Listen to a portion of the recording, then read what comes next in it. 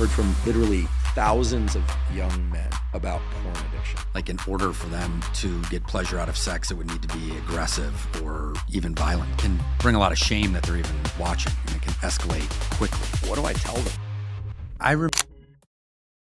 These days, I hear a ton of really desperate stories, mostly from young guys. I've heard from maybe 4 or 5 women on this, but literally thousands of young men about porn addiction. Every time I hear about it, I feel so fortunate that I grew up in a time where, or maybe I just don't have the wiring for it. And if I did, I'm pretty open on this podcast. It's never been an issue for me. Yeah. And they're telling me that they can't stop watching porn. I get the sense that they're not enjoying this experience anymore because they're reaching out to me saying, how in the world can I quit? And what do I tell them? I remember, and again, I don't know this study, but I remember somebody referencing many years ago when I was first getting in the field that porn addiction at the time, specifically related to video pornography, which is what it all is now, right? It was having the same impact on the brain in young men as crack cocaine. I mean, it's extremely powerful. Has a lot of other effects in that it sets up a very unrealistic idea and perspective of what sex and intimacy is. You know, it also can help or can lead to kind of setting their sexual template. You know, they can quickly escalate, just like you would escalate, kind of back to the hot fudge sundae, where it doesn't work anymore, from, you know, something that might seem like normal sex to violent sex to really out there things that can bring a lot of shame that they're even watching, and it can escalate quickly and then have an impact on their own lives and relationships because they're playing out those relationships or that amount of intimacy, depending on what they're doing. Also, if there's masturbation along with it, in a fantasy.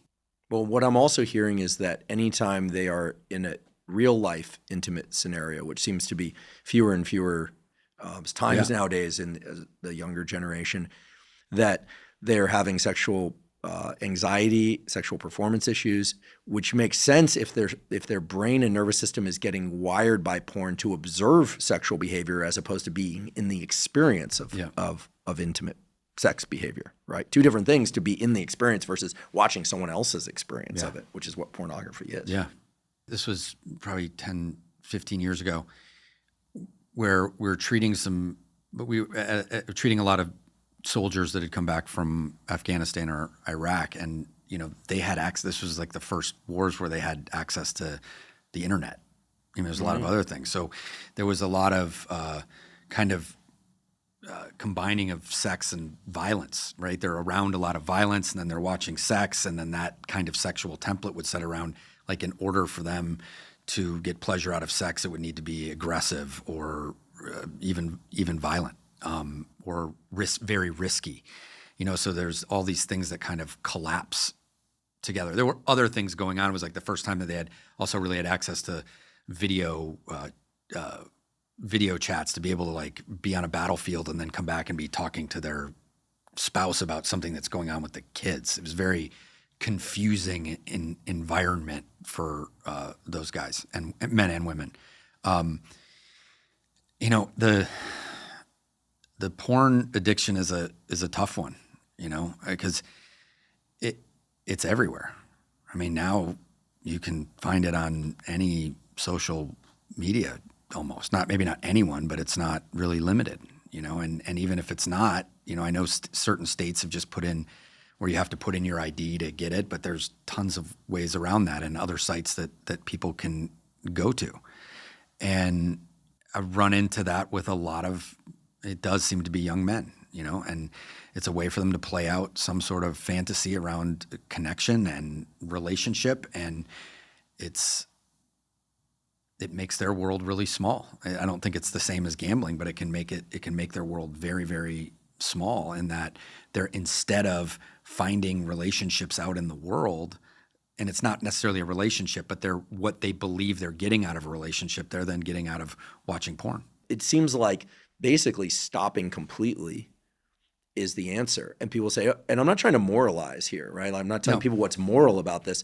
I just know that any behavior or substance that leads to quick, repeated inflections in dopamine is going to create a groove in the nervous system where you're going to crave that thing, and it's going to give you a lower and lower sense of satisfaction over time. And the only way to reset that circuit is to stop and do something else in its place, ideally that's adaptive. These are people that are asking you how they can stop. They're telling you, I can't stop. How do I do it? So it can be similar to other addictions. First, the admission part that it's a problem or awareness it is, and then being able to start to talk to somebody and start to take some accountability around it. Not accountability like you're doing something wrong, but to be able to have some sort of identify the behaviors that start leading to that. That can be done in therapy. There's other 12-step groups that can help people with that, to identify what their sobriety would look like, if you want to call it sobriety, what it looks like. And if it does involve not watching any porn, then that's the rule set that they have. And then they figure out, either with their therapist or in their treatment center or with their sponsor or community in 12-step, like, how am I going to be held accountable to that? And that might be doing the things like we talked about, laying out, looking at your day ahead. At the beginning, they might need to look at things like, there's ways and software out there to not be able to look at that on your phone, or have an accountability partner that can, they have to approve websites you go to. And that's not to say that they have to do that forever, but it's something that's available, right? 50 years ago or 30 years ago, someone had to find their dad's porno mag somewhere and then look at it. Now it's on their phones or computers. Well, we know that increasing accessibility increases addiction. Right. This has been studied over and over again, and people say, well, what about red light districts and things? And there's some caveats that have to do with when you create areas within cities where certain things are allowed. But, this has been tested many, many times. It's also true, and it's kind of a duh, but to quote Anna Lemke, it's impossible to get addicted to a substance or a behavior that you've never taken or engaged in. Right. So some things are best avoided entirely.